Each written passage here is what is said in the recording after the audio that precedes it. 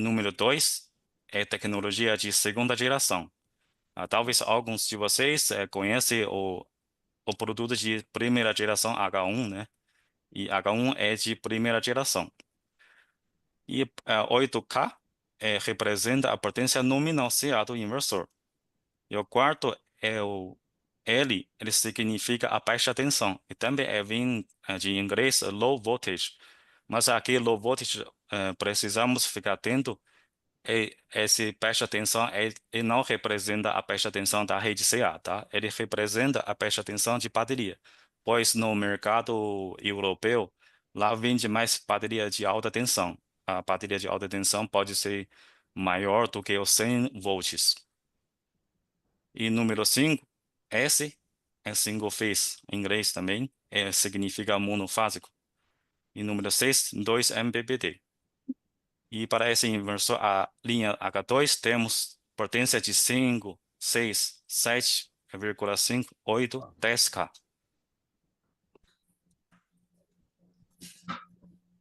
Então, aqui vamos conhecer Uma fisicamente, pergunta. né, as Ele perguntas. é homologado na Equatorial, nas agências?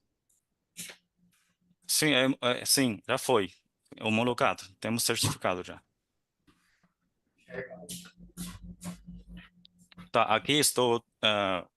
Vamos apresentar as portas, né, do inversor. Na tampa frontal, aqui parte inferior, quando você tira essa tampa, você vai ver essa visão. Essa visão que a número um é um bloco de terminal para você conectar as baterias. E número 2 são entradas de strings, que aqui você vai conectar os módulos. E número 3 é a porta de gerador, e, para você conectar o cabo que vai ligar no gerador. E número 4 é para você ligar o carga de backup. Como sabemos, quando envolve um inversor híbrido, sempre é importante para a gente separar o carga de backup ou carga crítica das cargas comuns. E número 5 é para ligar na rede. Ok, podemos observar tem uma porta, tem um bloco, né, de terminais. Então, esse bloco de terminais, geralmente, ele funciona com os acessórios externos ou controle. Aqui temos 5 pares de conexão. Então, número um e número 2 é para a gente conectar o transformador de corrente externo. E número 3 e 4 é para a gente conectar o sensor de temperatura. Por exemplo, quando você conecta ah, uma bateria de chumbo ácido, é possível para você conectar um sensor de temperatura. E esse sensor de temperatura e transformador de corrente externo vem acompanhado na embalagem do inversor, quando você compra um inversor. E número 3, número 5 e 6 é um par para parada de emergência para algumas instalações na região de comércio. Então, o cliente pode exigir esta função de parada de emergência. E 7, 8 é um contato cego para acionar o gerador. Quando o inversor aciona o gerador, vai fechar esse contato cego. E número 9 e 10 é para fornecer o 12 volts de alimentação. Às vezes tem cliente que quer colocar uma função de automação externa, então é possível para você puxar uma alimentação de 12 volts aqui.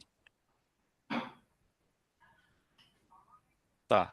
Aqui vamos apresentar um pouco também a parte de comunicação, né? Temos 6 portas de comunicação. Número um é para comunicação Modbus RS485. Normalmente, essa porta é para especialista do fabricante, né? Para fazer uma manutenção, comissionamento.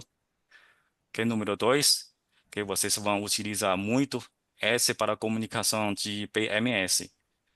Você vai conectar um cabo entre BMS da bateria e vai conectar aqui no inversor para fazer comunicação entre o inversor e a bateria. E a porta 3 e 4 é uma porta para funcionar em paralelo. Quando você conectar ou instalar mais de um inversor H2 na instalação, você vai precisar conectar o cabo para um inversor comunicar com o outro. Aqui não vou detalhar bastante porque à frente vamos explicar mais. E número 5, DRM. DRM é uma porta para a gente usar para a função de usina virtual. Essa é a ideia de usina virtual que a gente conversa mais na parte de artes.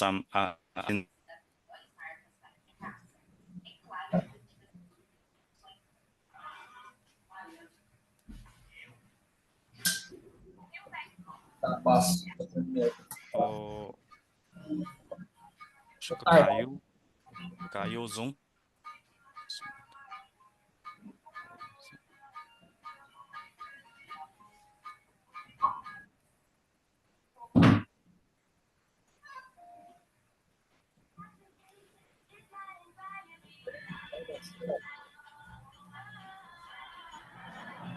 Oi, pessoal, vocês estão vendo a minha tela? Sim, agora sim. Tá, obrigado. Ok, vamos continuar. Eu não sei o que aconteceu. O Zoom Por que gentileza, o Zoom, pessoal, pede aí pro pessoal que tá com o microfone aí com o som aí no fundo para desligar. se Pessoal, boa alguém tarde. Por gentileza, se, desligar o telefone. Quer dizer, desligar o microfone. e se alguém sabe me ensinar como desativar o microfone de todos, aí agradeço. Bruno, eu te mostrei. Você vai clicar em participantes, e aí em participantes você consegue mutar direto todo mundo, porque você é o host master da sala. Peraí, deixa eu tentar aqui. Va- Ah, beleza, funcionou. Obrigado, Bola. Ok, let's go.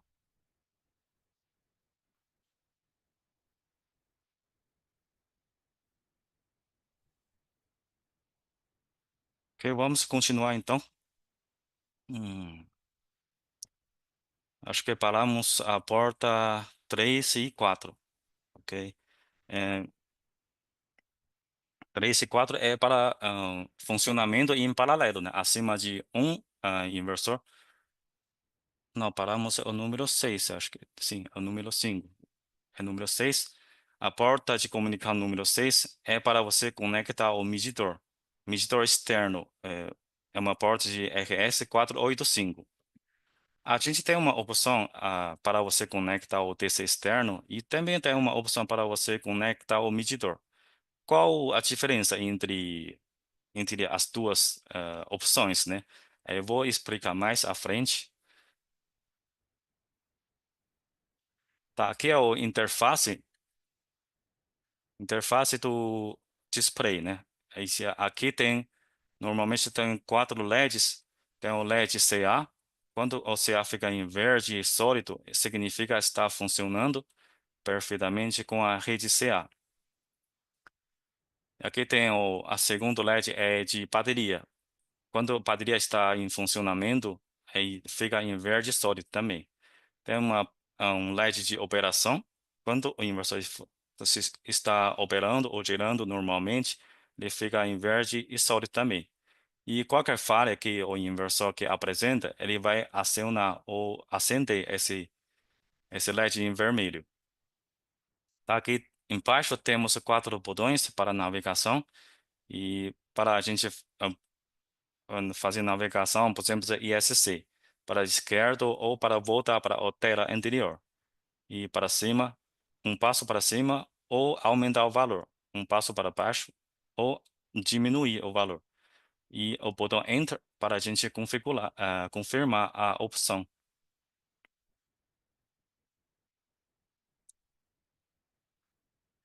Sim, as principais características do inversor são: o inversor possui dois MPPTs, corrente de entrada máxima de 20 amperes por cada entrada, e capacidade de sobredimensionamento, né, que muita gente que gosta de conversar que é sobre oversizing, o inversor ele suporta até 100%. E com o tempo de comutação é a função de UBS. O inversor possui esta função e a transição normalmente é menor do que 10 milissegundos. E operação paralela com até 4 unidades. significa você pode instalar até 4 unidades de inversor híbrido na mesma instalação. E cada inversor você pode conectar a bateria de marca diferente. Então, é muito flexível para você expandir o sistema. E também ele suporta o acesso inteligente à carga e ligação ao gerador a diesel, né? A ligação ao gerador de diesel, muita gente já conhece, mas acesso de carga inteligente, o que significa aqui? Aqui não vou detalhar bastante, porque na frente, nas simulações, vamos fazer bastante simulação e para melhor entendimento, a carga de inteligente. E o inversor ele funciona com a temperatura máxima de ambiente, né, 65 graus. E quando o ambiente está acima de 50 graus, ele vai começar a funcionar com derating, ou redução de potência.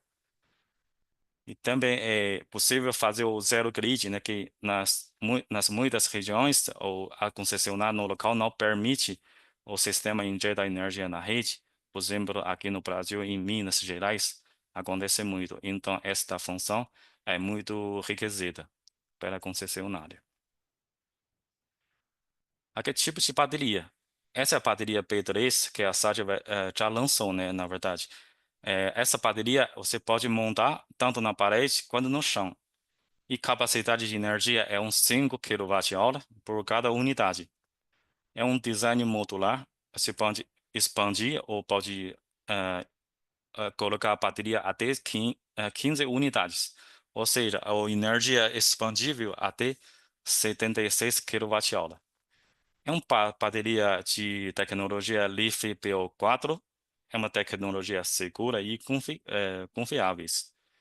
A atualização de firmware para o BMS, quando você conecta nesta bateria no inversor H2, é possível que o técnico fazer a atualização remota. E também ele suporta a taxa de carga, né, de descarga 1 capacidade. O que significa esse 1C? 1C é 1 capacidade e significa em 1 hora você descarga a energia total da bateria. A corrente é 100 amperes, 1 capacidade. Caso for meio capacidade, então é 50 amperes de carga e descarga. Eu sei inglês, né? Eu sei inglês. Bom, a bateria ele possui um displayzinho, né, para a gente que verifica as informações. Aí eu vou explicar mais sobre isso aqui. Parece que temos uma tela com muitas informações, mas eu vou explicar em palavras simples, aí para vocês entenderem mais fácil. Então, em geral, na bateria ele possui 6 LEDs, de L1 até L6. Quando a bateria está sendo carregada, ele vai começar a piscar o LED, por exemplo, L1. Vamos supor a bateria está piscando L2 e a LED L1 ele fica aceso. Então, L2, isso significa ele está em carregamento de 18% até 33%. Quando ele subir para o terceiro LED, aqui no terceiro LED, significa a bateria está em carregamento de 34% e 50%. Aqui temos o LED de alarme também. Caso a bateria está carregada ou descarregada, ele vai dar um alarme.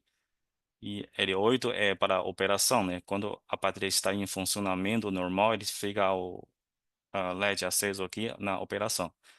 E quando descarrega a bateria, ele está com 6 LEDs acesos. Então ele vai começar a diminuir, né? Ele vai apagar os LEDs de L6 para L1. Então é super fácil para entender como os sinais das baterias. Aqui existe 3 tipos de pisca.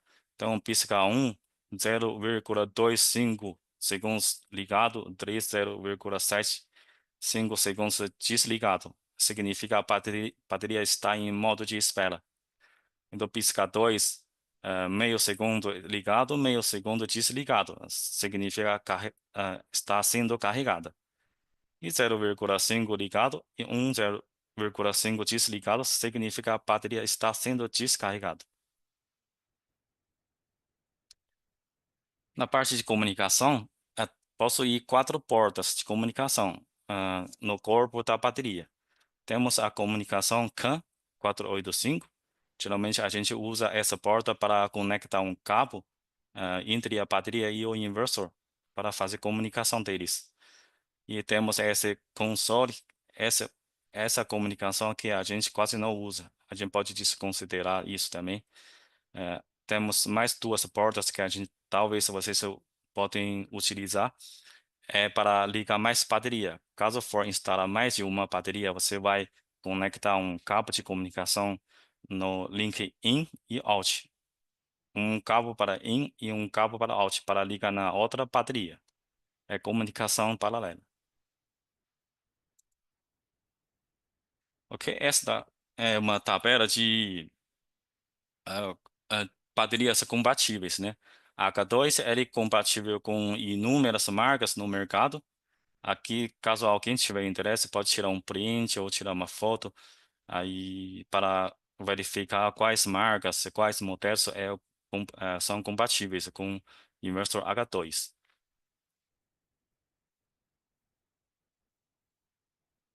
Ok, aqui estou trazendo um datasheet do inversor. Para conhecer um inversor física, para conhecer melhor o inversor é muito importante para a gente analisar os dados de funcionamento, né? Exatamente através desses dados podemos conhecer o limite e capacidade do inversor. Inversor H2 tem modelo de 5 kW até 10 kW. A primeira linha aqui é a potência máxima, aqui é o oversizing do inversor. O inversor ele suporta 100% de oversizing. Podemos observar, por exemplo, um inversor de 10 kW suporta 20 kW de módulos. E a tensão CC máximo é até 500 volts. Precisamos tomar muito cuidado nessa parte quando fazer o projeto de string, né? Tomar cuidado com a quantidade de cada string para não ultrapassar esse valor. Se passar o 500 volts, você pode danificar o inversor. Talvez tenha cliente que tenha uma dúvida. Então, esse inversor ele suporta 500 volts, mesmo que passe 501, 502 volts, vai danificar o inversor mesmo. O inversor não tem tolerância. Na verdade, o inversor que não tem tolerância mesmo. Qual o componente que define esse valor, né? Exatamente é o capacitor, banco de capacitor interno do inversor que define essa voltagem. A tensão nominal do capacitor é 500 volts. Se você ligar uma string de módulos passa 500 volts, então vai danificar o capacitor. E o erro o falha que o inversor costuma apresentar é o bus voltage. Significa que o inversor já foi danificado e ele apresenta esse erro bus voltage. E a faixa de tensão. Temos uma faixa de tensão de 90 volts até 480 volts, é uma faixa de MPPT. Isso significa, se você ligar uma string nesta faixa, você consegue um melhor desempenho do inversor. Mas tem gente que pergunta, eu posso ligar uma string acima de 480 volts, aí menor do que 500 volts? Sim, é claro. Pode instalar. Só que o inversor ele não vai funcionar com 100% de desempenho ou eficiência dele. Por isso, aqui temos mais um dado aqui, tensão CC nominal. Essa é uma tensão CC nominal de MPPT. Se você ligar uma string é próximo a esse valor, quanto que se for mais próximo, o inversor que funciona com a melhor desempenho. Que tem uma tensão inicial 80 volts, é uma tensão de partida, né? A tensão mínima para você ligar o inversor. A corrente de entrada, CC, para cada entrada, ele suporta até 20 amperes. Por exemplo, aqui tem um 5K, 6K, tem dois MPPT e uma entrada em cada MPPT. Então, cada MPPT suporta 20 amperes. Já para 7.5, 8, 10, tem duas entradas em cada MPPT. Por isso, cada MPPT ele suporta até 40 amperes. Tem a corrente de curto-circuito também, que a gente está muito familiar. E número de MPPT, 2 MPPTs. E para o método de bateria, o inversor ele suporta funciona com LiFePO4, ou lítio, e também funciona com chumbo ácido, né? E faixa de tensão de bateria ele suporta de 40 volts até 60 volts, ou seja, a bateria de baixa tensão. Que temos a corrente de carga e descarga de cada inversor. Por exemplo, de 5K, ele tem a capacidade de carga e descarga de 100 amperes. Já que até o 10K ele suporta até 240 amperes. A saída CA, que podemos observar para alguns modelos, o inversor ele suporta 10% ou 10% a mais do que a potência nominal. O 5 kW ele suporta a potência máxima na saída 5.500 e 6.000 ele suporta 6.600. 8.000 ele suporta 8.800. A corrente de saída nominal CA e corrente de saída máxima aqui nesses dados eu não vou explicar mais, porque muita gente já conhece, né? E aqui por último é que eu queria destacar um pouco esse valor aqui, a potência na saída de backup, a potência de saída pico de aparente. Então, essa significa a máxima potência na saída de backup, ele suporta. Por exemplo, vamos pegar um exemplo de 8 kW, ele suporta a máxima potência na saída 9.600 watts.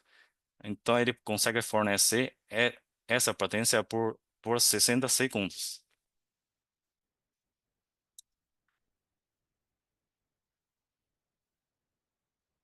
Que a próxima estresse é o datasheet de bateria, P3. A bateria ele tem a tensão de 51 volts, né, a tensão nominal, tem uma capacidade de 100 ampere-hora e tem uma energia de 5.120 watt-hora. A voltagem de carregamento, quando você carregar 100% a bateria, a voltagem pode chegar nesse valor, 56 volts. E a voltagem de descarregamento, quando você descarrega a bateria até o 10% ou 5%, a tensão vai diminuir até 44 volts. A corrente nominal, né, de carga e descarga é os 50 amperes e a potência nominal é 2.500 watts. Então, você vai usar essa corrente, 50 amperes multiplica a tensão, 50 volts. Você vai ter um resultado de potência de carga e descarga 2.500. A máxima corrente de carga e descarga suporta até 100 amperes. E máxima potência de carga e descarga, os 500 watts aqui. Temos o corrente curto-circuito, né? Ele suporta até 350 amperes em 3 milissegundos. Na parte de display, ele tem os LEDs, indicadores, e tem as portas de comunicação, 232 e 485, o CAN. Então, aqui tem um dimensionamento, né, que o tamanho é muito compacto e também o peso, ele pesa 45 quilos. Que para conhecer uma bateria é muito importante para a gente analisar as curvas ou gráficos de carregamento e descarregamento. Aqui eu vou apresentar essas características de carregamento. Normalmente, para carregar uma bateria, a bateria pode passar por três fases. Uma fase CC, fase CV e fase float. E fase CC é a corrente constante. E fase CV é a tensão constante. E fase float é a fase de flutuante. Aqui temos três curvas ou três gráficos. O azul ele representa a corrente de carga. E o gráfico vermelho representa a tensão da bateria. E o verde representa SOC, estado de carga ou estado de carregamento da bateria. Vamos supor uma bateria está com capacidade zerada. A gente precisa carregar esta bateria de 0% até 100%, ou seja, SOC de 0%, a linha verde de 0% até 100% aqui. O que acontece durante o carregamento com a tensão e corrente? Vamos supor, durante até 60% de SOC, podemos observar nessa fase de corrente constante, a tensão da bateria vai subindo. A tensão da bateria vai subindo de 48 volts, vai subir até 56 volts, quando for carregar até 100%. E ele vai começar a carregar a bateria com a máxima corrente dele, ou seja, 50 amperes. E depois de um certo tempo, quando chegar uma porcentagem de SOC, a corrente começa a diminuir. Essa é a fase CC, ou fase CV, fase de tensão constante. Na fase de tensão constante, a tensão se mantém. Quando chegar a um certo nível de tensão a bateria, ele se mantém e não vai aumentar mais. Podemos observar o gráfico vermelho aqui nesse pedacinho aqui. Ele fica constante, como 56 volts e não vai diminuir e também não vai aumentar. Mas o que nessa fase acontece com a corrente de carregamento? Podemos observar esse gráfico azul. Ele começa a diminuir de 50 amperes e até o zero. Quando a bateria está chegando 100% aqui, a corrente diminui até o zero. Tá correto? E depois de carregamento, a bateria fica 100% carregada. E o que pode acontecer? A tensão da bateria pode baixar um pouco, de 56 volts, a baixar até os 51, 52, dependendo da marca. Então, a tensão aqui pode baixar, o valor de tensão pode variar um pouco. E a corrente ele fica quase zerado. Por que eu estou falando quase zerado? Porque precisamos manter um certo nível de corrente para fazer um carregamento flutuante, porque durante o tempo, a bateria pode se descarregar sozinho.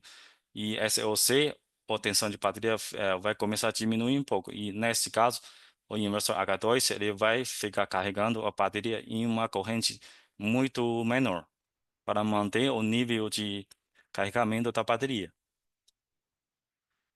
E para o descarregamento da bateria, aqui temos um gráfico, né? Azul é a tensão da bateria. Temos corrente de descarregamento, ou amarelo, gráfico amarelo. E também tem gráfico verde, ele representa a tensão nominal da bateria. Ele representa o... Tá. Aí quando você começar a descarregar a bateria de 100% até o 0%, podemos observar a tensão da bateria e começar de 56 volts, vai começar diminuindo. Aí quando chegar a um certo nível de bateria, vamos supor, aqui a SOC ele vai chegar a 10%. Quando chegar a 10%, mais ou menos a voltagem aqui é 48, 49 volts. Então, enfim, para descarregar uma bateria, a tensão ele começa a diminuir até um certo nível. E a corrente se mantém a máxima corrente de descarregamento.